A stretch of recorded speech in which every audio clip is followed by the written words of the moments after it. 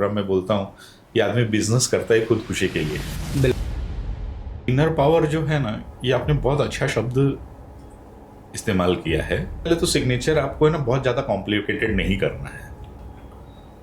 जैसे हमने डिस्कस किया मूलांक और भाग्यांक, ये आपके कंट्रोल में नहीं है। सर कई बार ये होता है ना कि लोग अपने नाम को भी नंबर से मैच करते हैं, तो कई बार इसको देखते हुए वो अपने नाम में भी कुछ चेंजेस करा लेते हैं, कुछ लेटर्स का चेंजेस हो गया पूरा, कई लोग तो नाम भी चेंज कर लेते हैं। आपने भी देखा होगा कई सेलिब्रिटी ऐसा कर रहे हैं, तो क्या इसका इम्पैक्ट भी पड़ता है? इसका इम्पैक्ट बहुत पड़ता है। देखिए, मैंने जैसे कहा कि आपकी जो बर्थ डेट है वो तो फिक्स है। आप जिस दिन जन्म लिए हैं और आपकी जो डेस्टिनी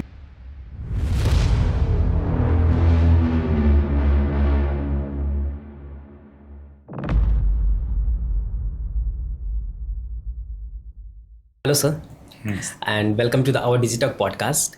सर, इस कन्वर्सेशन को शुरू करने से पहले हमारे व्यूवर्स आपके बारे में जानना चाहेंगे कि आप कुछ अपने बारे में बताइए कि आप किस तरीके से ये ग्राफोलॉजी और न्यूमरोलॉजी के फील्ड में आए। देखिए, ऐसा है कि मतलब इस फील्ड में आने से पहले मैं डिफरेंट कॉर्पोरेट्स में 22 साल तक जॉब किया है। और मैं जब जॉब करता था तो मेजरली मैं सेल्स में रहा हूँ। तो वहाँ पे मुझे बहुत अलग अलग तरह के लोगों को मिलना होता था। और जब अलग अलग लोगों से मिलते थे तो हर एक पर्सनालिटी अलग होती है। बिल्कुल। तो मुझे एक हमेशा क्यूरियोसिटी रहती थी कि भाई व्यक्ति के बारे में मैं ज़्यादा से ज़्यादा जान सकूं। तो जब हम उनसे कन्वर्सेशन करते थे या उनसे ऑर्डर लेते थे या उनसे चेक्स लेते थे, पेमेंट्स, क्योंकि आजकल तो सब कुछ डिजिटल हो गया, लेकिन पहले जो था वो सब चेक्स में मिलता था, मतलब हैंड रिटन मिलता था। तो मैं लोगों की हैंड राइटिंग देखता था और अलग अलग तरह की हैंड राइटिंग मिलती थी। तो व्यक्ति के जो व्यक्तित्व होते हैं वो भी अलग अलग होते हैं। बिल्कुल। तो मुझे लगा इसके बीच में कुछ कोरिलेशन होना चाहिए, तो मैंने इस चीज़ को स्टडी करना शुरू किया। अभी उस समय इतनी ज़्यादा यहाँ पे सोर्सेस अवेलेबल नहीं थे, तो मैंने कुछ बुक्स पढ़नी शुरू की। फिर धीरे धीरे जब मुझे पता लगा कि कुछ बहुत सारे अच्छे टीचर्स भी हैं जो ये चीज़ सिखा रहे हैं, तो मैंने पर्सनली अनेक टीचर से सब चीज़ें सीखी। और इतना ही नहीं, फिर मुझे लगा कि जो व्यक्ति की डेट ऑफ बर्थ होती है वो भी सबकी अलग अलग होती है, इंटरेस्टिंग होती है। तो फिर मैंने न्यूमरोलॉजी भी सीखनी शुरू की। तो इस तरह से मैं ग्राफोलॉजी, न्यूमरोलॉजी और अनेक मोडालिटीज सीखता गया, बिकॉज मुझे हमेशा एक ही चीज़ थी कि मैं लोगों के बारे में ज़्यादा से ज़्यादा जान सकूं और उनकी ज़्यादा से ज़्यादा मदद कर सकूं, किसी भी तरह से उनकी लाइफ में वैल्यू ऐड कर सकूं। सर एग्जैक्टली ग्राफोलॉजी और न्यूमरोलॉजी का मतलब क्या होता है? देखिए, ग्राफोलॉजी तो जैसे अपने आप में ये शब्द बता रहा है कि इसमें हम ग्राफ्स बनाते हैं। इसको अगर मैं सरल भाषा में कहूँ तो आप जब हैंड राइटिंग लिखते हैं, चाहे आप किसी भी भाषा में लिखें, तो आप कोई ना कोई ग्राफ जरूर बनाते हैं। बिल्कुल। उसी तरह से आप जब सिग्नेचर करते हैं तो भी आप ग्राफ बनाते हैं। और हर व्यक्ति के सिग्नेचर और राइटिंग अलग अलग होती है, तो ये बताती है कि उसका जो स्वभाव है वो भी अलग होता है। तो हम हैंड राइटिंग के जरिए व्यक्ति का माइंडसेट पता करते हैं और उसका स्वभाव का पता कर लेते हैं। सेम थिंग न्यूमरोलॉजी में डेट ऑफ बर्थ से हम व्यक्ति का स्वभाव पता करते हैं और उनको गाइड कर सकते हैं। सर, आज के टाइम पे अगर देखा जाए तो लोग इनर पावर, खुद की पर्सनालिटी और इनर ग्रोथ पे ज़्यादा फोकस कर रहे हैं, तो ये ग्राफोलॉजी और न्यूमरोलॉजी उनके लिए एक कैसा पावरफुल टूल बन सकता है? देखिए, इनर पावर जो है ना, ये आपने बहुत अच्छा शब्द इस्तेमाल किया है। इनर पावर आता कहाँ से है? अगर आप देखा जाए तो everything begins at a thought level. जब थॉट लेवल पे कोई भी चीज़ आ रही है, उसी से फिर हमारे शब्द बनते हैं, एक्शंस बनते हैं और हमारा डेस्टिनी और कैरेक्टर बनता है। तो अगर हमको हमारे डेस्टिनी पे काम करना है तो हमको कहाँ पे काम करना पड़ेगा? हमारे थॉट प्रोसेस पे। बिल्कुल।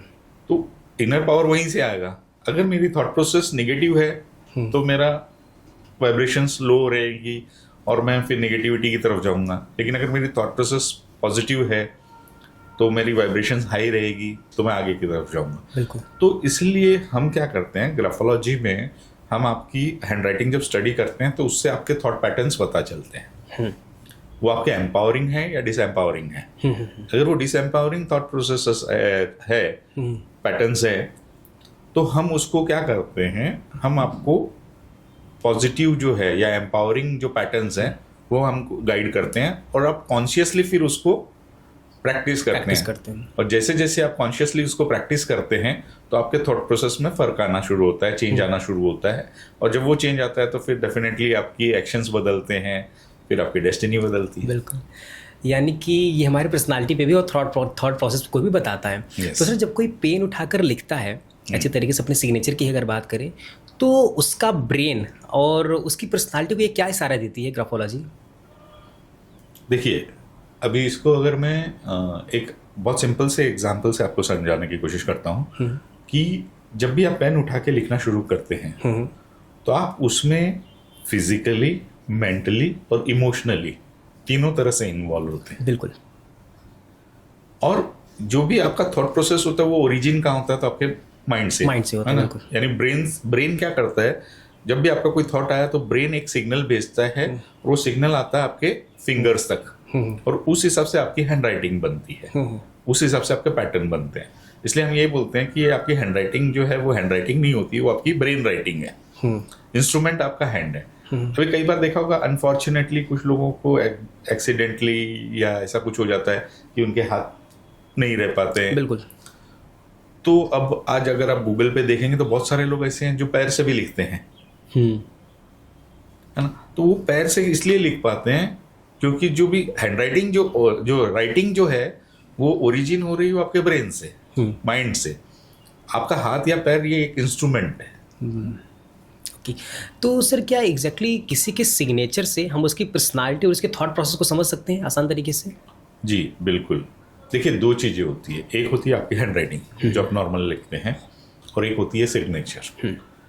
तो हैंड राइटिंग जो होती है वो आपकी इनर पर्सनालिटी होती है कि आप अंदर से क्या थॉट प्रोसेस रखते हैं। और जो सिग्नेचर है वो आपकी पब्लिक पर्सनालिटी होती है कि आप लोगों को क्या दिखा रहे हैं, लोगों के सामने आप अपने आप को कैसे प्रोजेक्ट कर रहे हैं। तो ये बेसिकली डिफरेंस होता है आपकी हैंड राइटिंग और सिग्नेचर में। अगर आप बता पाएँ तो किस तरीके का सिग्नेचर हमें करना चाहिए, किस तरीके का सिग्नेचर हमें इफेक्टिव दे सकता है हमारे फ्यूचरिस्टिक होने से पहले? देखिए, वैसे तो हर व्यक्ति की ज़रूरतें अलग होती हैं। बिल्कुल। और हर व्यक्ति जैसे ज़रूरतें होती है, पर्सनालिटी होती है, उसके हिसाब से उनको सिग्नेचर गाइड करते हैं। लेकिन क्योंकि अब आपने पूछा है तो मैं आपके दर्शकों के लिए कुछ चीज़ें ज़रूर बताऊंगा। सबसे पहले तो सिग्नेचर आपको है ना बहुत ज़्यादा कॉम्प्लिकेटेड नहीं करना है। एक्चुअली हमने बचपन से ये सीखा हुआ है कि आपका सिग्नेचर इतना कॉम्प्लिकेटेड होना चाहिए कि लोग कॉपी नहीं कर सकें या ऐसा नहीं हो, बट ये एक्चुअली मिथ है। तो आपका सिर्फ सिग्नेचर है ना वो लेजिबल होना चाहिए। लेजिबल मतलब रीडेबल होना चाहिए, उसका पता तरीके से। दूसरी चीज है कि आपके सिग्नेचर का जो पहला लेटर है ना वो बहुत महत्वपूर्ण है। तो वो एकदम नीट एंड क्लीन होना चाहिए, बोल्ड होना चाहिए, क्योंकि वो आपको रिप्रेजेंट करता है, आपकी सेल्फ इमेज को रिप्रेजेंट करता है कि आप अपने बारे में कैसे सोच रहे हैं। तो पहला लेटर एकदम क्लीन लिखें, बोल्ड लिखें, और उसके बाद में आपकी हैंड राइटिंग सिग्नेचर जो है वो ऊपर की तरफ जाती हुई हो या तो स्ट्रेट हो, गलती से भी डाउनवर्ड ना जाए। Down, okay. और एक महत्वपूर्ण बात जो है कि जो आपको अपनी सिग्नेचर में नहीं करनी है, जो बहुत सारे लोग कर देते हैं, कि कई लोग क्या करते हैं अपनी सिग्नेचर पूरी इस तरह से करते हैं और फिर अपने नाम पे कट कर देते हैं। बिल्कुल। तो मेरा आप लोगों को ये एक सजेशन है कि गलती से भी आप अपने नाम को, अपने सिग्नेचर को कट ना करें, पूरी तरह से या पार्शियली भी कट ना करें, क्योंकि ये कई बार आपको सेल्फ सबोटाइज में डाल देता है। आप अपने आप को ही कट कर रहे हो। तो कई बार हम ऐसी कुछ चीज़ों में पड़ जाते हैं, गलत आदतों में पड़ जाते हैं जो हमें आर्थिक या फिर शारीरिक नुकसान दे जाती है, बीमारियां दे जाती है। तो इट्स वेरी इंपॉर्टेंट कि आप अपनी सिग्नेचर को गलती से भी काटे नहीं। बिल्कुल, आपने बहुत अच्छी बात कही सर। मुझे पूरा यकीन है कि लोगों को समझ में भी आ रहा होगा। सर तो कुछ ऐसी भी चीज़ें हो सकती क्या जो हम अपने सिग्नेचर में इम्प्लीमेंट करके, ऐड करके अपनी चीज़ों को ठीक कर सकते हैं? बिल्कुल बिल्कुल कर सकते हैं। अब उसके लिए पहले आपका पुराना सिग्नेचर अगर आप देखते हैं और आप किसी ट्रेंड ग्राफोलॉजिस्ट से अगर राय लेते हैं तो ज़्यादा ज़रूरी है। लेकिन जैसे अभी मैंने कहा कि अगर ऊपर की तरफ जाना चाहिए तो ये आपको एंथुजियाज्म देगा, है ना, एक्साइटमेंट देगा, ऑप्टिमिज्म देगा, मतलब आप सकारात्मक सोच की तरफ जाना शुरू कर देंगे। वही चीज़ें अगर समझो कई लोग ऐसे होते हैं जो लोगों से कनेक्ट नहीं कर पाते हैं, तो वो लोग अपने सिग्नेचर के नीचे 2 डॉट डाल सकते हैं। लेकिन यहाँ पे ना सावधानी आपको ये बरतनी है कि डॉट जो है वो डॉट होने चाहिए, कई बार क्या होता है हम डॉट के चक्कर में डैश कर देते हैं, बिल्कुल। तो वो नहीं करना चाहिए। तो ये चीज़ हो गई है। उसके अलावा अगर बाई चांस जैसे आपके सिग्नेचर में जैसे वाई या जी इस तरह के अगर लेटर आ रहे हैं और अगर आप उन लूप को कंप्लीट नहीं कर रहे हैं तो आप उन लूप्स को कंप्लीट कीजिए। कई बार क्या होता है बहुत सारे लोग ऐसे रखते हैं वाई या जी आता है तो उसको खाली नीचे ले जाके छोड़ देते हैं, तो उसको कंप्लीट कीजिएगा। तो ये कुछ चीज़ें हैं जो आपको अपनी सिग्नेचर में करनी चाहिए। हाँ, लेकिन फिर भी मैं बोलता हूँ अगर आप कोई मेजर चेंज कर रहे हैं सिग्नेचर में तो फिर किसी एक ट्रेंड ग्राफोलॉजिस्ट से राय जरूर लीजिए। बिल्कुल सर, जैसा कि आपने अभी कहा कि जी और वाई का, तो मैं आपको बता दूं तो मेरा जैसे दीपेश पांडे है तो डी का मैं कैपिटल हमेशा लिखता हूँ और ऊपर जा रही लाइन है कुछ इस तरीके से मैं मेंशन करता हूँ, तो डी कैपिटल रहता है, बाकी EEPESH और उसी में मैं कैपिटल जो हमारा सरनेम का पी है उसे मैं कैपिटल कर देता हूँ, फिर ANDEY। लेकिन जो आपने कहा कट नहीं होना चाहिए वो वाई का मेरा थोड़ा कट हो जाता है और फिर नीचे 2 डॉट भी लगते हैं। तो डॉट लगते हैं तो या तो देखिए आप वो कीजिए अंडरलाइन ना करें तो भी चलेगा, क्योंकि अंडरलाइन करेंगे तो चांसेस है कि आप जब तेजी से करेंगे तो वाई कटेगा ही, बिल्कुल। तो बेहतर है आप अंडरलाइन ना करें। और अगर अंडरलाइन कर रहे हैं तो फिर आप उसको वाई से पहले रोकें, तो वो आपको कॉन्शियस एफर्ट डालने पड़ेंगे। ओके सर, सिग्नेचर की बात हो गई, हैंड राइटिंग की थोड़ी बात पे आते हैं कि अगर जैसे हमारे छोटे बच्चे होते हैं जो कि शुरू करते हैं, किन्हीं की हैंड राइटिंग ख़राब होती है, किन्हीं की अच्छी होती है, तो छोटे बच्चों के हम हैंड राइटिंग से पता कर सकते क्या कि उनका फ्यूचर कैसा होने वाला है, ये आगे चल के किस फील्ड में जाने वाले हैं? ये बहुत इंटरेस्टिंग सवाल पूछा है आपने कि ये एक मिथ है कि हैंड राइटिंग देख के फ्यूचर बता सकते हैं। तो हैंड राइटिंग देख के फ्यूचर नहीं बता सकते हैं, हाँ, लेकिन हैंड राइटिंग देख के आप अपने थॉट प्रोसेस और बिहेवियर और अपने एक्शंस को अलाइन करके अपना फ्यूचर बना सकते हैं, है ना। तो ये चीज़ है। आपने बिल्कुल अच्छा कहा कि देखिए मैं भी बहुत सारे NGOs के साथ में काम करता हूँ या ऐसा, तो बच्चों के लिए और हम बहुत सारे स्कूलों में जाके हमारे जो प्रोग्राम्स होते हैं तो हम बच्चों को पर्सनालिटी डेवलपमेंट के लिए बहुत सारे फॉर्मेशन सिखाते हैं। और ये बिल्कुल सही है कि अगर बच्चों को सही तरीके से सिखाया जाए पहले से ही तो उनको लाइफ में आने वाले बहुत सारे चैलेंजेस से वो बच सकते हैं। बिल्कुल सर, आप एक ग्राफोलॉजर भी रहे हैं तो हाँ, तो आप एक ग्राफोलॉजर भी रहे हैं, तो एग्जैक्टली आपके पास कोई ऐसा केस आया है क्या कि जिन्होंने अपने सिग्नेचर में कुछ चेंजेस किए हैं और उनकी पूरी लाइफ में चेंज हो गया है? कोई ऐसा केस? बहुत सारे केसेस ऐसे आए हैं। मतलब अगर आप मेरे सोशल मीडिया पे देखेंगे ना तो आपको कुछ टेस्टिमोनियल्स भी मिल जाएंगे लाइव वीडियोस के, और मेरे को पर्सनली तो बहुत सारी चीज़ें होती हैं। कई बार लोगों की प्राइवेसी के लिए हम लोग उनका नाम डिस्क्लोज नहीं कर सकते, लेकिन अभी मैं आपको एक चीज़ बताऊं, अभी आप इलाहाबाद से है ना? बिल्कुल सर, प्रयागराज है सर। प्रयागराज से तो आप प्रयागराज से हैं, तो प्रयागराज से ही एक बहुत बड़े सरकारी अफसर जो थे वो मुझे मिले थे, और उनकी लाइफ में ये था कि वो थोड़ा एक्शन लेने में उनको डिले होता था, और मैंने उनके सिग्नेचर में कुछ छोटी मोटी चेंजेस करवाए थे, और उन्होंने व्यक्तिगत रूप से मुझे मिलकर ये चीज़ बताई कि सर जब से सिग्नेचर की प्रैक्टिस शुरू की है 3-4 महीने के बाद में कई बार ऐसा लगता है कि आज नहीं करते हैं तो अंदर से आता नहीं अभी करना है, और उन्होंने मतलब उनकी लाइफ में एक्शन टेकिंग बढ़ गया है। तो ये बहुत सारे चेंजेस होते हैं कई लोगों की लाइफ में, मतलब बोलते हैं ना आमूलचूल परिवर्तन आ गया है। सर क्या सच में हम ग्राफोलॉजी और न्यूमरोलॉजी के जरिए किसी के भी डिसीजन मेकिंग स्किल्स को समझ सकते हैं कि वो कितना पावरफुल होगा डिसीजन लेने में? यस, देखिए सिग्नेचर प्लस हैंड राइटिंग, अगर इन दोनों को हम देखते हैं तो व्यक्ति की डिसीजन मेकिंग जो ट्रेड्स है उसे आप पता कर सकते हैं कि वो आदमी कितना शार्प हो सकता है, वो आदमी कितनी इंफॉर्मेशन लेने के बाद में डिसीजन लेता है, वो आदमी कितना रिस्क ले सकता है। तो जैसे अभी आप लोग बिजनेस कंसल्टेंसी में हैं, तो बिजनेस कंसल्टेंसी के लिए इट्स वेरी इंपॉर्टेंट कि पर्सन के अंदर डिसीजन मेकिंग होना चाहिए और रिस्क टेकिंग एबिलिटीज़ होना चाहिए। अगर जैसे एक मैं हमेशा मेरे ट्रेनिंग प्रोग्राम में बोलता हूँ कि आदमी बिजनेस करता है खुद खुशी के लिए, बिल्कुल है ना, आई मीन खुद खुशी के लिए, खुद की खुशी के लिए। तो जब उतना तो रिस्क लेना पड़ेगा, अगर उतना नहीं लेंगे तो फिर आप बिजनेस कैसे करेंगे? तो ये सारी चीज़ें आपको ग्राफोलॉजी में हैंड राइटिंग के जरिए देख सकते हैं। सर ग्राफोलॉजी का इम्पैक्ट हमारे रिलेशनशिप में पड़ता है क्या? यस, देखिए बेसिक चीज़ ये है कि आपका थॉट प्रोसेस है और उसी से आपका बिहेवियर बन रहा है, तो उसका डेफिनेटली उसका जो इम्पैक्ट है वो आपके रिलेशनशिप पे पड़ेगा ही पड़ेगा, क्योंकि रिलेशनशिप में ऐसा है ना कि आपको दूसरों से डील करना है, आपको कम्युनिकेट करना है। अगर मैं सिर्फ अपना सुनाता रहूं और अपने फैमिली मेंबर्स या अपने टीममेट्स की नहीं सुनूं तो वो आपको पता चलेगा। और ये एक लेटर ई जो है उससे आपको पता चल सकता है कि व्यक्ति कितना सुनता है। अगर लेटर ई, स्मॉल लेटर ई व्यक्ति अगर खुला लूप बनाता है तो आदमी अच्छा लिसनर माना गया है। लेकिन वही कई लोग है ना ई को क्लोज बना देते हैं। तो ऐसे जो व्यक्ति है ना वो जल्दी से लोगों की बातों को सुनते नहीं है। मान लो बाई चांस सुन भी रहे हैं तो उसको एक्सेप्ट नहीं करते हैं। तो ये सारी चीजें आपके रिलेशनशिप को भी इम्पैक्ट करती है। अच्छा, जैसा कि अभी आपने कहा कि लेटर ई, अगर कुछ ऐसे और भी लेटर्स हों जो कि काफ़ी इम्पैक्ट डालते हैं, अगर वो बता पाए तो आप। Yes definitely. अभी जैसे आपने बात की थी बच्चों की, तो letter D, small letter D, अगर स्मॉल लेटर डी का जो लूप है अगर वो बहुत बड़ा लूप बनाता है तो ऐसे बच्चे बड़े सेंसिटिव होते हैं। आज की तारीख में आप देखो छोटे छोटे बच्चे होते हैं वो बहुत सारे एक्सट्रीम डिसीजन ले लेते हैं या ऐसा मतलब पेरेंट्स के साथ में उनके जो रिलेशनशिप खराब होते हैं क्योंकि वो बहुत सेंसिटिव होते हैं। और अगर हमने उनको पब्लिकली कुछ बोल दिया, डांट दिया तो उसको दिल पे ले लेते हैं। तो ये इस तरह से लेटर डी है।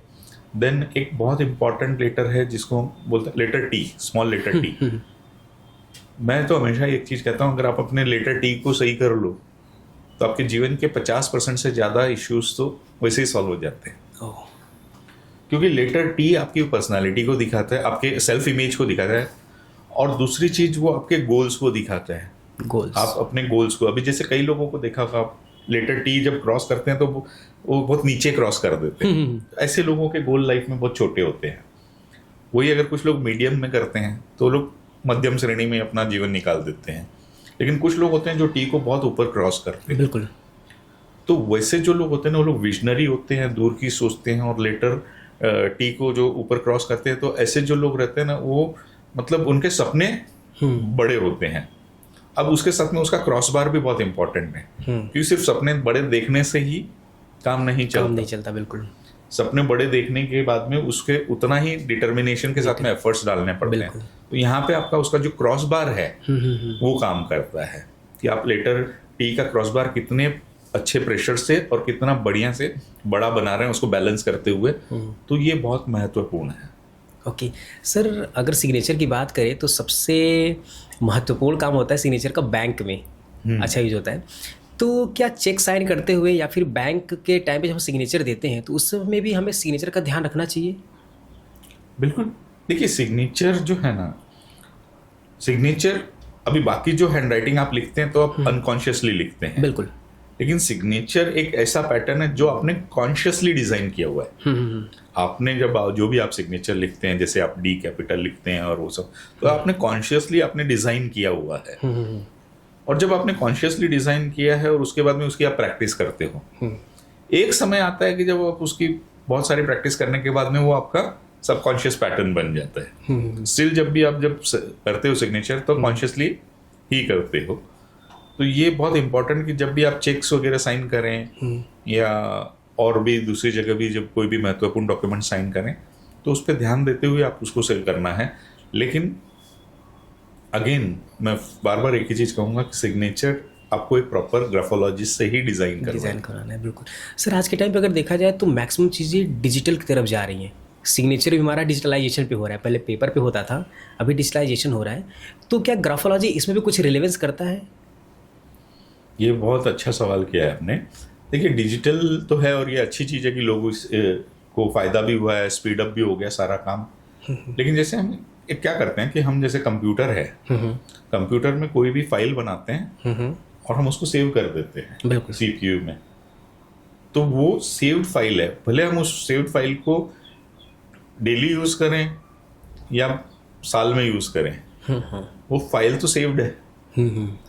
तो उसी तरह से आपने जब अपना सिग्नेचर का एक पैटर्न बनाया है ना, तो वो पैटर्न तो आपके CPU में मतलब आपके बिल्कुल मन में कहीं ना कहीं रखेगा, सेव्ड है। वो एक्चुअली वो पैटर्न है। तो कहीं ना कहीं वो आपको पैटर्न को इम्पैक्ट तो करेगा ही करेगा। दूसरी चीज मैंने बीच में एक मैगजीन में पढ़ा था, फोर्ब्स मैगजीन जो है विश्व की जानी मानी मैगजीन है, उसमें ये बताया था कि आने वाले समय में हैंडराइटिंग वगैरह को एक थेरेपी के लिए यूज किया जाएगा।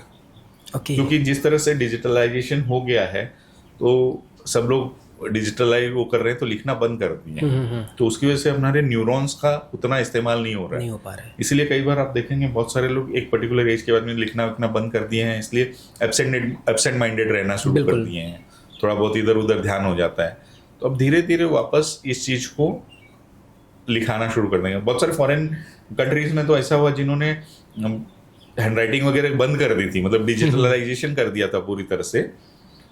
अब उन्होंने वापस से हैंडराइटिंग को इम्प्लीमेंट किया है क्योंकि बच्चों का ध्यान नहीं रहता था, फोकस नहीं रहता, तो अभी उन्होंने वापस उस चीज़ को एजुकेशन सिस्टम में डाला है ताकि वो बच्चे फोकस रहें और आगे जाके अपनी लाइफ में ग्रो करें। बिल्कुल। सर अभी तक तो हमने ग्राफोलॉजी के बारे में काफ़ी कुछ समझा है, सिग्नेचर के बारे में मुझे तो काफ़ी कुछ जानकारी मिली, खासकर वाई को लेके। अब मैं उसे इम्प्लीमेंट भी करूँगा और जो भी व्यूअर्स देख रहे हैं वो भी इम्प्लीमेंट करेंगे।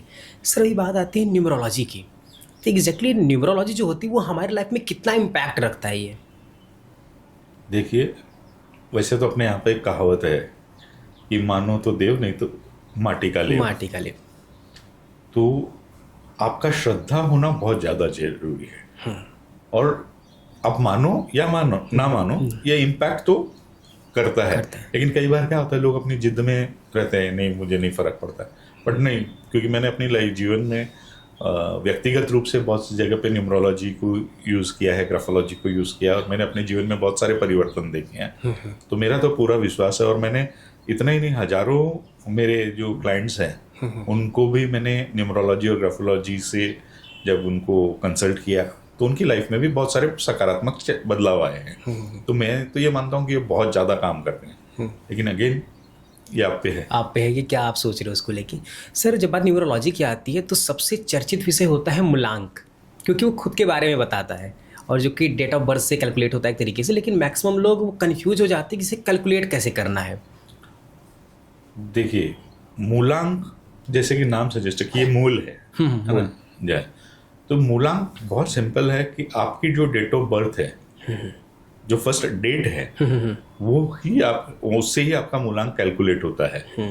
तो इसका सिंपल सा फॉर्मूला यही है कि जैसे अगर वो सिंगल डिजिट में है, यानी 1 से लेकर 9 तक है, तो जो आपकी डेट ऑफ बर्थ है वही आपका मूलांक है। लेकिन जब वो डबल डिजिट में आ जाते हैं तो उन डिजिट को सिंगल डिजिट में ले आते हैं।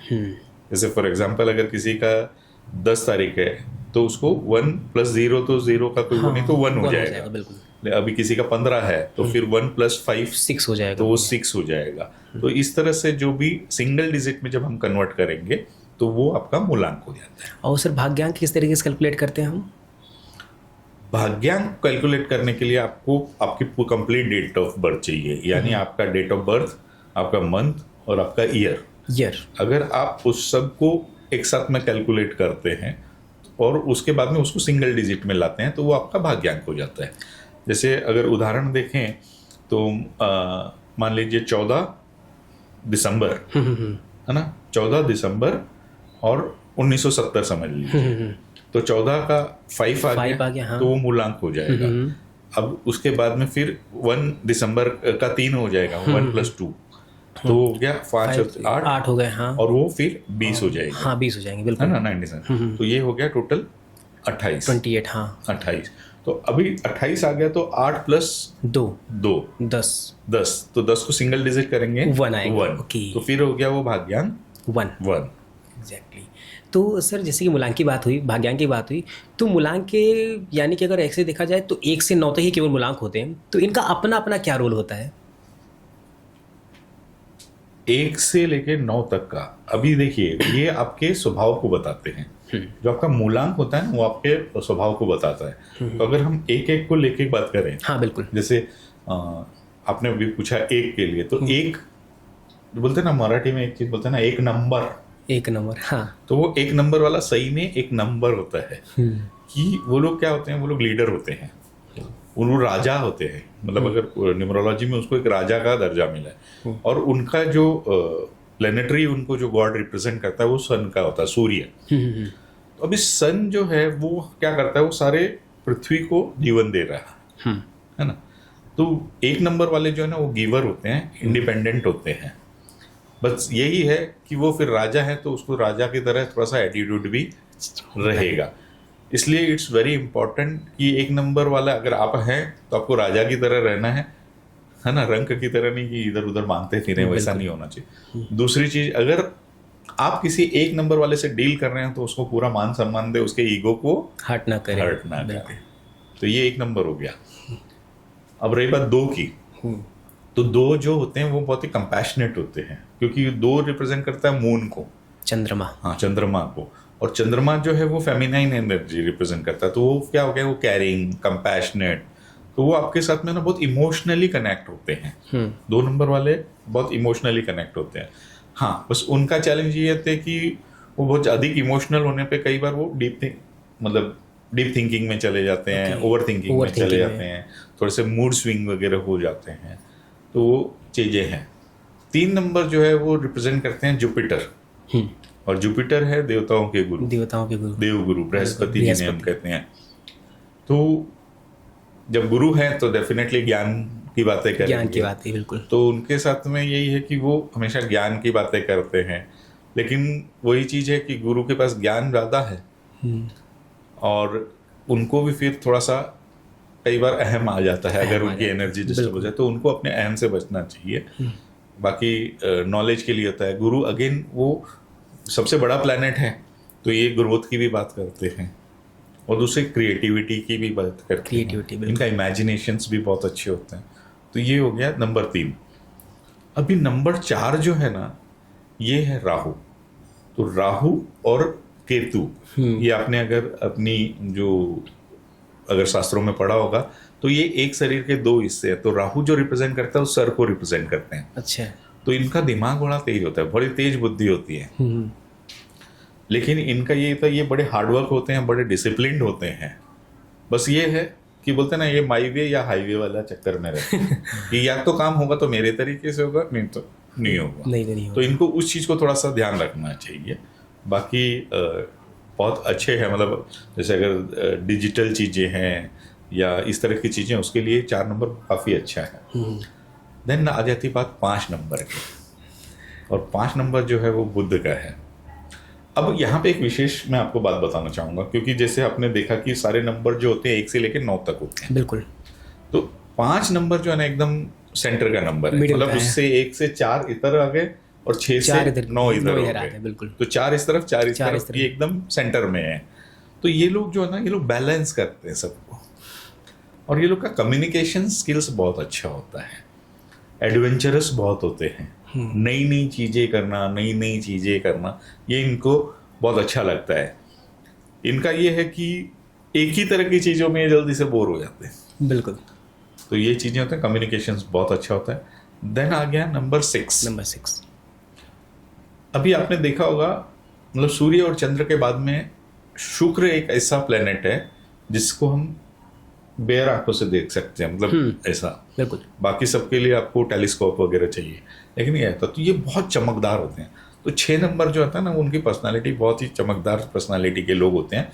ये लोग को लग्जरी बहुत पसंद है, और ये लोग फैमिली के लिए बहुत केयरिंग होते हैं, और इनको सिस्टमेटिक, मतलब ये है ना, जैसे अपना एक स्टैंडर्ड मेंटेन करते हैं। अगर 6 नंबर वाला व्यक्ति फाइनेंशियली अगर समझो थोड़ा सा अगर मिडिल या लोअर मिडिल क्लास फैमिली में भी रहेगा, तो भी वो अलग से उठ के दिखेगा कि वो भले 200 रुपए के शर्ट लाऊंगा, लेकिन उसको आयरन करके व्यवस्थित रख के फिर पहनूंगा, ऐसा नहीं कि कैसे भी पहने। तो ये 6 नंबर वाले लोगों की ये खासियत होती है। 7 नंबर है ना, ये धड़ है, केतु। तो ये जो धड़ है, तो ये लोग बहुत दिल से सोच लेते हैं, ये लोग बहुत आध्यात्मिक होते हैं, स्पिरिचुअल होते हैं, और ये लोग है ना बहुत रिसर्च माइंडेड होते हैं। मतलब किसी भी चीज में बहुत डीप तक जाना, बाल की खाल जो निकालने वाली बात होती है, वो ये कर पाते हैं। तो ये केतु हो गया। अब 8 नंबर जो है, 8 नंबर है शनि का नंबर। तो शनि जो है वो जज है। वो लोग क्या करते हैं कि बहुत मेहनत करते हैं, लेकिन वो आपको कर्म जो है ना, बोलते हैं ना, गीता का ज्ञान क्या है, जैसा कर्म करेगा वैसा फल देगा भगवान, ये गीता का ज्ञान। तो ये जो चीज है ना, ये आपको 8 नंबर देता है। 8 नंबर के साथ में आपने अच्छे कर्म किए हैं तो आपको अच्छे फल मिलेंगे, मेहनत की है तो अच्छे फल भी मिलेंगे। लेकिन अगर आपने उसके साथ में गड़बड़ की है तो फिर वैसे फल मिले। और 9 नंबर जो फाइनली है वो है मंगल का। मंगल जो है ना फायरी प्लेनेट है, तो इनके अंदर बहुत करेज रहता है, बहुत जोश रहता है, और ये लोग बहुत डेयरिंग करते हैं। बस यही है कि कई बार इनको गुस्सा भी बहुत तेज आ जाता है। एग्रेशन का नंबर है क्योंकि ये सेनापति का नंबर है। तो इस तरह से ये 1 से 9 के लिए आपको मैंने थोड़ा थोड़ा डिटेल बताई। बाकी तो इनके अंदर बहुत सारी चीज़ें, मतलब अगर हम सिर्फ एक प्लैनेट पे बात करें तो भी घंटों घंटों बात हो सकती। ओके सर, ये तो मूलांक की बात हो गई फ्रॉम 1 to 9। तो क्या इन मूलांक्स के बीच में रिलेशनशिप्स भी होते हैं? बिल्कुल, मूलांक के बीच में रिलेशनशिप होते हैं। देखिए, जो नंबर्स है ना, ये प्लैनेट को जैसे मैंने बताया उस तरह से बिहेव करते हैं। तो इनमें कुछ लोग होते हैं जो मित्र, मतलब फ्रेंड की तरह रहते हैं, तो एक दूसरे को सपोर्ट करते हैं। और कुछ वैसे होते हैं जिनके रिलेशनशिप थोड़े ठीक नहीं होते हैं, बिल्कुल ऊपर नीचे होते हैं। तो वो उन कॉम्बिनेशंस में थोड़ा सा व्यक्ति को स्ट्रगल आ जाता है। अभी जैसे एक एग्जांपल मैं आपको दे सकता हूँ। बिल्कुल।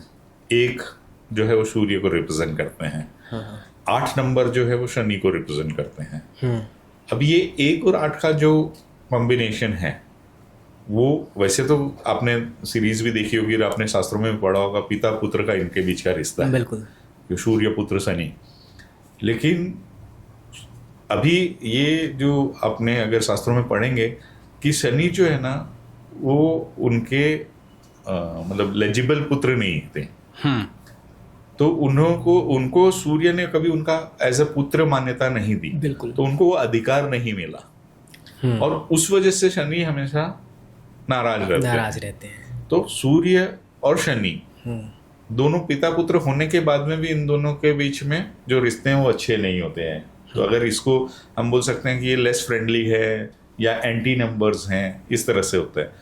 तो ये हो गया। बाकी फ्रेंडली में भी अभी वही चीज़ मैं बताता हूँ। अभी देखिए, अगेन एक राज्य चलाने के लिए आपको सबसे ज़्यादा, जैसे अगर सपोज आप किंग हैं, तो एक राज्य को सही तरीके से चलाने के लिए आपको किसकी सहायता की जरूरत पड़ती है? राजा की। राजा तो आप स्वयं हैं। राजा तो हम स्वयं, हाँ, जनता की, या फिर हमारे बीच में जो मंत्रीगण होते हैं इनकी, सेनापति की, हाँ वही मंत्रीगण। क्योंकि शत्रु, नो डाउट मंत्रीगण की भी जरूरत है। तो यहाँ पे क्या, लेकिन शत्रुओं पे एक कंट्रोल करने के लिए प्लस अपने राज्य को सुचारू रूप से चलाने के लिए सबसे ज्यादा महत्वपूर्ण होता है वो सेनापति। बिल्कुल। तो इसलिए 1 नंबर जो है वो हो गया राजा, और 9 नंबर जो मंगल है वो है सेनापति। तो इसलिए ये दोनों की मित्रता बहुत अच्छी है। तो इनका जो कॉम्बिनेशन है वो काफी अच्छा है। हाँ, आपने मंत्री कहा, तो 3 नंबर जो है जुपिटर, वो भी सलाहकार है, तो वो मंत्री की तरह है। तो 1 नंबर और 3 नंबर का भी संबंध बहुत अच्छा है। अब 1 नंबर और 2 नंबर जैसे वो रानी है मून का, तो डेफिनेटली बोलते हैं ना, आदमी कहीं भी जाएगा लेकिन पत्नी को तो खुश रखना ही पड़ेगा। बिल्कुल। तो ये दोनों जो हैं इनके रिलेशन भी बहुत अच्छे हैं।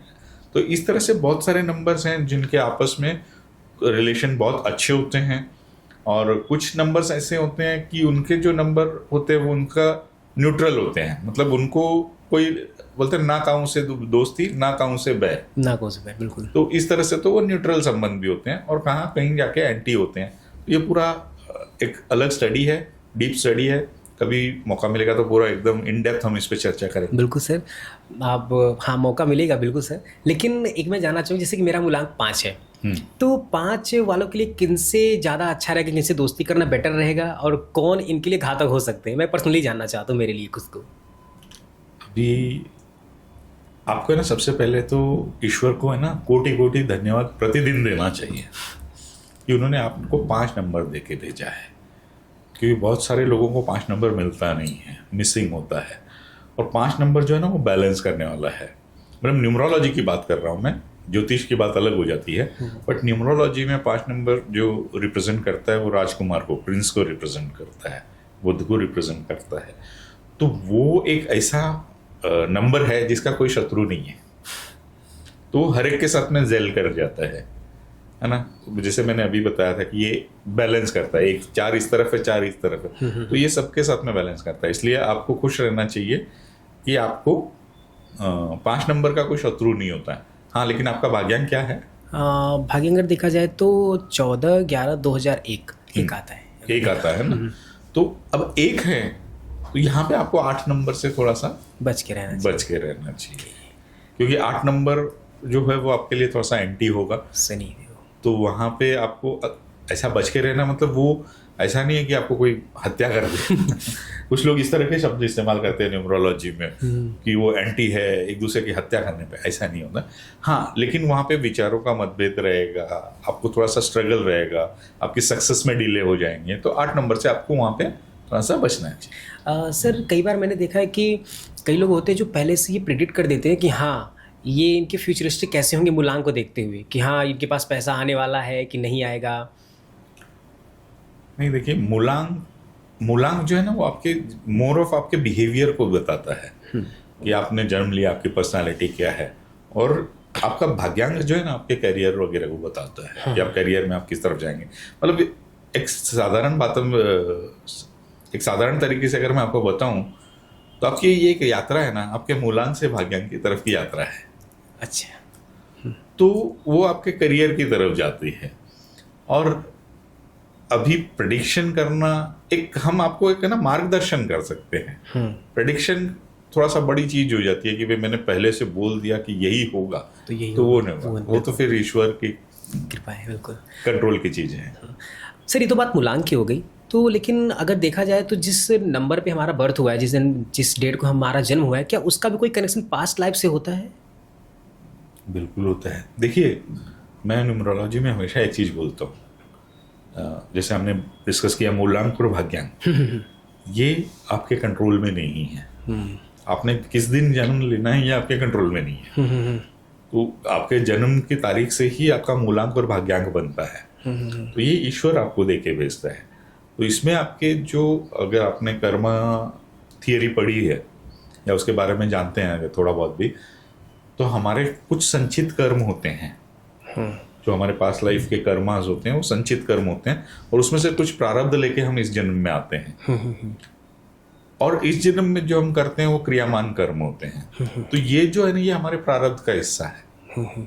कि हमको जो डेट ऑफ बर्थ मिली है वो हमारा प्रारब्ध का हिस्सा है। अब हम जो एक्शन करेंगे उस डेट ऑफ बर्थ को लेकर, वो हमारा क्रियामान कर्म है। तो हमारे पास्ट जन्म में जो भी कर्म रहे हैं उसके हिसाब से हमने इस जन्म में जो तारीख मिली है वो उस हिसाब से मिली है।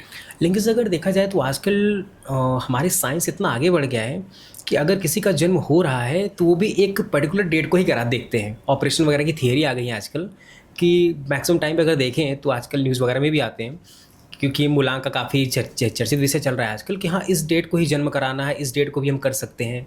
तो क्या ये भी हम कुछ मैटर कर सकते हैं इसको लेके? ये देखिए, नो डाउट आपकी बात में बहुत दम है।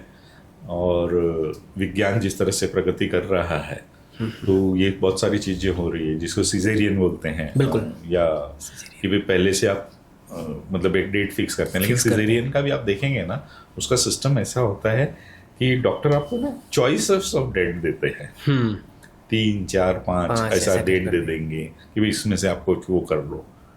और अधिक कई बार उसमें हो भी जाता है। लेकिन अगेन मैं हमेशा एक चीज बोलता हूँ कि आदमी कितना भी प्रगति कर ले, विज्ञान कितनी भी प्रगति कर ले, हम प्रकृति से आगे नहीं जा सकते। बिल्कुल।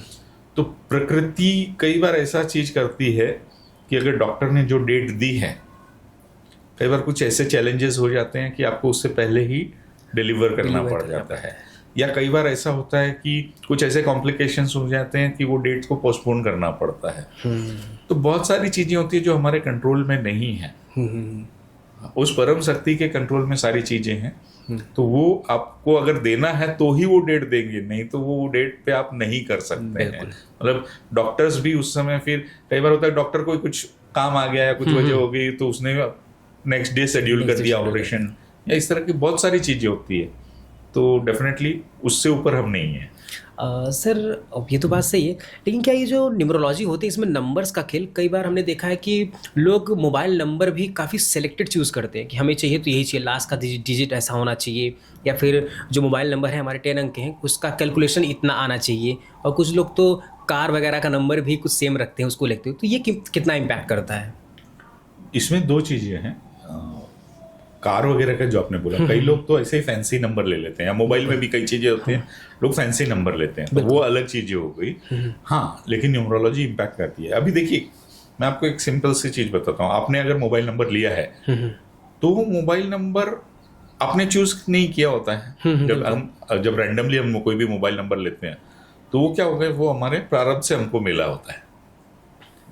लेकिन जब अब क्योंकि न्यूमरोलॉजी के बारे में लोगों को पता चल गया है, बहुत सारे न्यूमरोलॉजिस्ट हैं, वो आपको गाइड कर सकते हैं। तो ये क्या हो गया, ये आपका क्रियामान कर्म हो गया कि आपने अब अपनी डेट ऑफ बर्थ के हिसाब से एक नया न्यूमरोलॉजिकली जो आपके लिए सूटेबल है उस तरह का आपने एक मोबाइल नंबर ले लिया और उसको अपने प्रोफेशन से भी अलाइन कर लिया।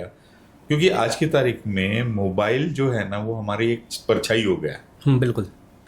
आज मैं मोबाइल के बिना अगर मतलब बोलते हैं ना, इमेजिन भी नहीं कर सकते कि मोबाइल के बिना हमारा व्यवसाय होगा कि नहीं होगा। बिल्कुल। तो ये सारी चीजें हैं। तो डेफिनेटली इट वर्क्स कि दोनों चीजें हैं।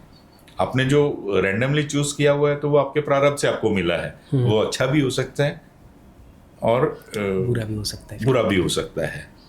अब अगर आप नॉलेज के साथ में अगर लोगे तो वो आपके क्रियामान कर्म है, तो वो आपको अगर प्रॉपर गाइडेंस में लेंगे तो वो आपको हेल्प करेंगे, तो वो आपके लिए अच्छा भी हो सकता है। सर क्या हमारे जो न्यूमरोलॉजी के नंबर होते हैं ये हमारे भविष्य को प्रेडिक्ट करते हैं क्या, अगले जन्म को प्रेडिक्ट करते हैं कि? अगले जन्म को प्रेडिक्शन तो अभी फिलहाल इसमें नहीं करते हैं। कुछ लोग हैं जो इस तरह की मतलब क्लेम करते हैं। बिल्कुल। बट मेरा ये मानना है कि न्यूमरोलॉजी को है ना, आपको एक जैसे हम नेविगेटर की होता है ना, आज जैसे हम कहीं भी ट्रैवल करते हैं तो हम मैप के अंदर एक हमारा ओरिजिन पॉइंट होता है और एक डेस्टिनी पॉइंट डाल देते हैं। और डेस्टिनी पॉइंट डालते हैं तो हमको बीच का रास्ता पता चल जाता है भाई, कहीं ट्रैफिक जाम है, कहीं ये है, रास्ता अल्टरनेट लेना है। तो उस चीज की तरह, तो उस नेविगेटर की तरह यूज करें तो ज्यादा अच्छा है। आगे के जन्मों की जो बातें हैं वो हम ईश्वर पे छोड़ दें तो वो ज्यादा अच्छी है। बिल्कुल सर, ये मेरा विचार है। बिल्कुल सर, क्योंकि कई लोग होते हैं ना वो प्रेजेंट का नहीं सोचते हैं। जब उनको पता चलता है इसके बारे में तो पास्ट का भी सोचते हैं कि पिछले जन्म में मेरा कुछ ऐसा था, इसलिए इस बर्थ को, इस डेट को मेरा ये जन्म हुआ, अगर हम ऐसा ऐसा करेंगे तो अगला जन्म में फिर ऐसा कुछ होगा। और इसको लेके उन्हीं बीच में फेरे में पड़े रहते हैं और ओवर थिंकिंग करते रहते हैं, यानी प्रेजेंट की वो नहीं सोच पाते हैं। बिल्कुल सही है। सर क्या ये जो मूलांक होते हैं ये हमारे, ये जैसे कि रिलेशनशिप को, यानी कोई लाइफ लॉन्ग लास्टिंग जा रहा है, हस्बैंड वाइफ के मूलांक को भी क्या मैच जरूरी होता है? हाँ, मूलांक और भाग्यांक दोनों चीज़ें जरूरी होती है। अगर आप इनको अलाइन करके रिलेशनशिप में आते हैं, वैसे देखा जाए ना तो हमारे यहाँ पे एक चीज बोलती है ना, गंधर्व विवाह। गंधर्व विवाह, जी हाँ। तो जो लव मैरिज वगैरह होता है तो गंधर्व विवाह होता है, उसमें कुछ नहीं, ना कुंडली देखी जाती है ना कुछ देखी जाती है। बट अगर डेफिनेटली अगर आप वैसे रिलेशनशिप में हैं या ऐसे कर रहे हैं तो अगर इनको मैच करके करेंगे तो ये आपका आगे का जो लाइफ है रिलेशनशिप में वो अच्छी बेहतर हो सकती है। सर न्यूमरोलॉजी में क्या ये जो हमारे मूलांक होते हैं ये हमारे करियर गाइडेंस के लिए कितना इम्पैक्ट करते हैं? करियर गाइडेंस को किस तरीके से करते हैं? देखिए, डेफिनेटली जो मूलांक है वो आपके पर्सनालिटी को, बिहेवियर को बताते हैं, तो वो आपकी स्ट्रेंथ हो सकते हैं। और उसके साथ साथ आपके जो भाग्यांक है, डेस्टिनी नंबर जिसको बोलते हैं, वो आपके करियर के लिए बहुत इंपॉर्टेंट चीज होती है, बिकॉज आपको करियर उस तरफ जाना है। तो ये होती है, अभी आपको हर नंबर का, जैसे मैंने कुछ स्ट्रेंथ बताई है, बिल्कुल, तो उस स्ट्रेंथ के हिसाब से अगर व्यक्ति अपना करियर चुनता है तो वो उसके लिए बहुत फायदेमंद होता है, जहाँ पे उसको मतलब खुशी भी होगी, आनंद भी होगा, हैप्पीनेस भी मिलेगी। अदरवाइज क्या होता है, अगर आप अपने स्ट्रेंथ से उल्टा करियर अगर गलती से चुन लेते हैं तो फिर आप करियर में स्ट्रगल काफी करेंगे। जैसे एक एग्जांपल है, अभी जैसे आपका ही एग्जांपल ले लेता हूँ। अभी आपका मूलांक है 5, बिल्कुल सर, और आपका जो भाग्यांक है वो 1 है। तो अभी 5 और 1 ये कम्युनिकेशंस, दोनों कम्युनिकेशन के लिए बहुत अच्छे ये है। और by the grace of God आप अभी कम्युनिकेशन की फील्ड में आ चुके हो, अब इस चीज को आप आगे बढ़ा सकते हैं। 5 नंबर जो आपको कम्युनिकेशन देगा, आपको एडवेंचर्स देगा, तो डेफिनेटली आप जब पॉडकास्ट करोगे तो आपको नए नए लोगों से मिलना होगा, तो होगा। एंड देन 1 जो है वो लीडरशिप की तरफ ले जाता है। तो वो अगर इन दोनों का कॉम्बिनेशन से जो करियर बनता है उसको आपने चूज किया है तो आप एंजॉय भी करोगे। और over a period of time मैं एक चीज मानता हूँ कि जो मनी जो है ना, it's a by product of your value creation. तो जो भी आप काम करते हो उस काम में अगर आप खुशी खुशी काम करोगे तो आप उसमें बहुत अच्छी से वैल्यू क्रिएट कर पाओगे। और जब वैल्यू क्रिएट करोगे तो डेफिनेटली आपको फाइनेंशियल जो रिटर्न्स है वो भी मिलेंगे। अब यहाँ पे ना एक चीज मैं आपको बोलना चाहूंगा, ये जो मूलांक भाग्यांक है आपको मिले हुए, तो ये this all are like seeds, बीज की तरह है। बीज की तरह। तो वो आपको मिला है, ईश्वर ने आपको दे के भेजा है वो, लेकिन उसको नर्चर आपको करना है। बिल्कुल। अभी मैं ये नहीं बोल सकता हूँ कि आपको 5 नंबर मिला है तो आप कभी भी अचानक से कम्युनिकेशन करने लगोगे। आपको उस चीज को फोकस रह के अपने आप को उस तरह से नर्चर करना है, उस तरह से आपको ग्रूम करना है। 1 है, लीडर है, तो लीडरशिप की जो ट्रेड्स है उस चीज को आपको अपने आप को ग्रूम करना है, तब जाके फिर वो आपको नंबर्स हैं वो आपको जैसे बोलते हैं डिजायर्ड रिजल्ट देंगे। बहुत बढ़िया सर, आपने एक तरीके से देखे तो मेरे बारे में ही प्रिडिक्ट किया है। हाँ। थैंक यू सो मच उसके लिए। सर ग्राफोलॉजी में मैंने एक चीज़ पूछना मैं भूल गया आपसे, वो मैं जानना चाहूँगा कि जब आपने सिग्नेचर की बात की और आपने कहा था ऊपर की तरफ लेना है, तो वो कितना ऊपर की तरफ लेना है? कई लोग बोलते हैं 50% लो, 60% लो, तो क्या इसमें भी कुछ हम? हाँ, ये जो बोलते हैं ना लोग 50 डिग्री, परसेंट नहीं सॉरी, डिग्री बोलते हैं लोग, कि भाई 50 डिग्री चले जाओ, कुछ लोग 60 डिग्री चले जाओ।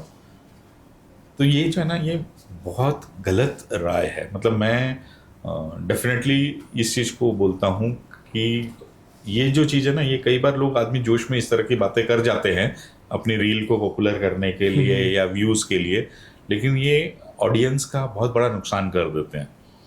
क्योंकि अगर आप बहुत ज़्यादा ऊपर ले जाते हैं अपने सिग्नेचर को, तो इट्स लाइक आप कितनी स्टीप जो पहाड़ी चढ़ रहे हैं उस तरह का वो चीज हो गई। तो अगर बहुत ज्यादा स्टीप पहाड़ी चढ़ेंगे तो उसका पूरा प्रेशर आपके शोल्डर्स और बैक पे आएगा, है ना। तो हम एक पहाड़ी को अगर बहुत रस्सी के जरिए अगर बहुत स्टीप पहाड़ी चढ़ते हैं तो उसका असर हमारे बैक पे और इस पे आएगा। तो उसी तरह से जब आपका सिग्नेचर बहुत ज्यादा अगर ऊपर करने की कोशिश करते हैं तो उसका इम्पैक्ट आपके बैक पेन वगैरह पे आएगा। एक देखिए बहुत ही पॉपुलर सेलिब्रिटी है शाहरुख खान, उनका आप सिग्नेचर देखेंगे तो वो काफी स्टीप बनाते हैं। तो जो आप मतलब मीडिया में भी कई बार आ चुका है कि उनको बैक पेन का काफी इश्यूज वगैरह रहता है, ये सारी चीजें हैं। तो ये चीजें होती है। अगर आप देखेंगे, अगर आप भी अपना सिग्नेचर बहुत ज्यादा स्टीप करोगे तो over a period of time वो आपको बैक पेन देगा। तो इसलिए नो डाउट आपका सिग्नेचर ऊपर की तरफ होना चाहिए, बट आप उसको 20 डिग्री के आसपास रखिए, ताकि आप वो पहाड़ी को धीरे धीरे चढ़ते भी जाए, ग्रो भी करते जाएं, और आपको वो फिजिकल जो स्ट्रेन है वो भी ना आए। यानी कि आसान तरीके से देखा, जिस तरीके से आप स्टेयर्स पे चढ़ते हो सीढ़ियों पे, उस तरीके से, हाँ, उस तरह से, ताकि आराम से आप चढ़ सको, आराम से चढ़ सके। बिल्कुल सही है। सर कई बार ये होता है ना कि लोग अपने नाम को भी नंबर से मैच करते हैं, तो कई बार इसको देखते हुए वो अपने नाम में भी कुछ चेंजेस करा लेते हैं, कुछ लेटर्स का चेंजेस हो गया पूरा, कई लोग तो नाम भी चेंज कर लेते हैं। आपने भी देखा होगा कई सेलिब्रिटी ऐसा कर रहे हैं, तो क्या इसका इम्पैक्ट भी पड़ता है? इसका इम्पैक्ट बहुत पड़ता है। देखिए, मैंने जैसे कहा कि आपकी जो बर्थ डेट है वो तो फिक्स है, आप जिस दिन जन्म लिए हैं, और आपके जो डेस्टिनी नंबर है वो तो फिक्स हो गए। तो ये आपके प्रारब्ध से आ गए। तो अभी आपका जो इस समय का जो करंट है क्रियामान कर्म है वो क्या है, तो वो आपका नाम है। बिल्कुल। और नाम में जो आप स्पेलिंग लिखते हैं तो हर लेटर का अपना एक वाइब्रेशंस होता है। तो अगर वो वाइब्रेशन, आपके नाम की वाइब्रेशंस है, वो आपकी डेट ऑफ बर्थ से अगर मैच कर रही है तो वो आपके लिए पॉजिटिव इम्पैक्ट करेगी। लेकिन अगर वो एंटी वाइब्रेशंस हैं तो फिर वो आपकी लाइफ में स्ट्रगल लाएगी। इसलिए आपने देखा होगा बहुत सारे सेलिब्रिटीज अपने नाम के अंदर एक लेटर ऐड कर लेते हैं। कुछ लोग है तो वो लोग अपना पूरा ही नाम चेंज कर लेते हैं। इवन मेरे भी बहुत सारे स्टूडेंट्स या क्लाइंट्स हैं जिन लोगों को मैंने नाम चेंज किया है। आप मेरे खुद के नाम में भी देखेंगे तो एक पर्टिकुलर जगह पे ए जो लेटर था उसको हमने कम किया हुआ है। हाँ। तो ये बहुत इंपॉर्टेंट चीज होती है। और ये आपके जो बर्थ नंबर है वो और आपकी डेस्टिनी नंबर दोनों को अलाइन करके फिर आपके नाम को, स्पेलिंग को अलाइन किया जाता है। और ये बहुत ही इम्पॉर्टेंट पार्ट है न्यूमरोलॉजी का। जो नेम न्यूमरोलॉजी है या नेम करेक्शन है, it's a very important part of numerology. तो ये आपको किसी अच्छे न्यूमरोलॉजिस्ट से ही करवाना चाहिए। आजकल कई लोग है ना रील वील देख के अपना नाम को चेंज कर देते हैं, तो ये कई बार आपको नुकसान भी हो सकता है। तो इट्स वेरी इंपॉर्टेंट कि आप किसी अच्छे न्यूमरोलॉजिस्ट से गाइडेंस लें। सर जब बात न्यूमरोलॉजी की आती है तो कई बार ये देखा गया है कि कहीं ना कहीं लूशो ग्रिड का भी मेंशन होता है, तो एग्जैक्टली ये लूशो ग्रिड होता क्या है? देखिए, इसको अगर मैं आपको बहुत ही सिंपल तरीके से बताऊं तो जैसे आपने लैब में देखा होगा कि कोई भी चीज़ को आप टेस्ट करते हो तो उसको माइक्रोस्कोप के नीचे डाला बिल्कुल। जाता है और उसमें पता चलता है कि इसमें क्या क्या क्या क्या चीज़ें हैं, एलिमेंट बिल्कुल। है। तो वैसे ही ये जो है लूशु ग्रिड है, ये ग्रिड बनाई जाती है आपके डेट ऑफ बर्थ से, ओके। और उसमें फिर पता चलता है। अभी वो जो ग्रिड है, जो मॉडल ग्रिड है, वो तो फिक्स है, उसमें तो पर्टिकुलर नंबर्स के जो घर है वो फिक्स है, 1 से लेकर 9 तक नंबर होते हैं, 9 घर है, 3x3 का ये ग्रिड होता है। अब आपकी डेट ऑफ बर्थ में कौन से नंबर्स उपलब्ध हैं, अवेलेबल हैं, वो उसमें भरे जाते हैं। कई बार कैसे होता है कि वो नंबर मल्टीपल टाइम्स आते हैं, तो उनको उस पर्टिकुलर एक ही घर में डालना पड़ता है। जैसे अगर 5 नंबर का एक घर फिक्स है, तो अगर आपकी डेट ऑफ बर्थ में 3 बार भी है या 4 बार भी है, तो उसको एक ही घर में 5 बार 4 बार जो भी है वो डालना पड़ेगा। तो वो उस तरह से ग्रिड बना के, तो आपके डेट ऑफ बर्थ में कितने नंबर मिसिंग हैं, क्योंकि हर डेट ऑफ बर्थ में 1 से लेके 9 तक सारे नंबर्स नहीं होते हैं, तो कुछ नंबर मिसिंग हो जाते हैं। तो वो नंबर मिसिंग है तो उनके लिए आपको कुछ रेमेडीज वगैरह हम सजेस्ट कर देते हैं। मल्टीपल नंबर है तो उनका इम्पैक्ट क्या होता है और फिर उसको आपको कैसे टैकल करना है, वो सारी चीज़ें हम उस ग्रिड के जरिए आपको बता देते हैं। ओके। तो सर कई बार ये होता है ना कि उनके डेट ऑफ बर्थ में कोई नंबर बार बार रिपीट हो रहा होता है, तो क्या ये भी सही है? अगर हाँ तो फिर कितने तक वो रिपीट होना चाहिए? देखिए, अगर नंबर जो है, अगर समझो एक बार है, तो उस पर्टिकुलर नंबर की जो ऊर्जा है वो आपके पास थोड़ी सी मतलब तुरंत कम है, ऐसा। अगर वही नंबर 2 बार है तो पर्याप्त मात्रा में वो ऊर्जा है। लेकिन अगर फिर 3 में 4 बार 5 बार आते हैं, तो जितने बार नंबर बढ़ते जाते हैं उतनी ऊर्जा वो एक्जिजरेट हो जाती है, मतलब बढ़ जाती है ना। ओके। वो जो हो जाती है ना, तो फिर उसके इम्पैक्ट आते हैं। जैसे एक एग्जांपल हम ले लेते हैं, 5 नंबर अगर किसी के ग्रिड में अगर मिस है, नहीं है, तो उनको स्टेबिलिटी में थोड़ी सी दिक्कत आ प्रॉब्लम जाती है। आएगी। लेकिन अगर वही 5 नंबर एक बार है तो थोड़े से स्टेबल रहेंगे, ठीक है। 2 बार है तो उनका फिर कम्युनिकेशन और बेहतर हो जाता है, अच्छी। लेकिन अगर वो 4-5 बार है तो फिर ऐसे लोग ओवर कम्युनिकेट करना शुरू हो जाते हैं, या तो फिर एकदम चुप हो जाएंगे या तो एकदम ओवर कम्युनिकेट करने लगेंगे। तो ऐसे लोगों के लिए फिर कोई सीक्रेट रहना मुश्किल हो जाता है। इवन ऐसे जो लोग रहते हैं ओवर एडवेंचरस भी हो जाएंगे, तो हर जगह उनको मतलब कहीं भी टिकना उनके लिए मुश्किल हो जाता है, ओवर एक्टिव हो जाते हैं। तो ये चीज़ें हैं। यानी कि एनर्जी कम रहे तो प्रॉब्लम, ज़्यादा रहे तो प्रॉब्लम, स्टेबल रहेगा तो ठीक रहेगा अपने लिए भी। वो तो सीधे ना, अति सर्वत्र वर्जते, है ना। तो अति अगर कहीं भी हो जाती है ना, इसीलिए कहा जाता है आयुर्वेद में एक चीज मैंने सुनी हुई है, I am not expert in Ayurveda, लेकिन अगर सही मात्रा में दिया जाए तो जहर भी दवा का काम करता है, लेकिन अगर गलत मात्रा में दिया गया तो अमृत भी नुकसान पहुंचा सकता है। तो ये बहुत इंपॉर्टेंट चीज़ है। बिल्कुल sir, thank you so much sir. अभी तक का पॉडकास्ट काफ़ी इंटरेस्टिंग लगा और काफ़ी अच्छा भी है कि लोगों को अपने बारे में पता चल रहा है, क्योंकि एक तरीके से जो चीज़ें हैं ना काफ़ी इंटरेस्टिंग है, क्योंकि खुद के बारे में बताती हैं और लोग खुद के बारे में जानना पसंद भी करते हैं कि पिछले क्या हुआ है, अभी किस तरीके से रहना है और आगे किस तरीके से वो कर सकते हैं। तो सर आप न्यूमरोलॉजी और ग्राफोलॉजी के जरिए आप हमारे व्यूवर्स को कुछ सलाह देना चाहें तो क्या देना चाहेंगे आप? देखिए, मैं न्यूमरोलॉजी और ग्राफोलॉजी के जरिए ये जो है मतलब आपके व्यूवर्स को एक जो बहुत इंपॉर्टेंट सलाह देना चाहूँगा वो ये दूंगा कि ये जो है ना, ये बहुत बढ़िया टूल्स है आपकी लाइफ के लिए।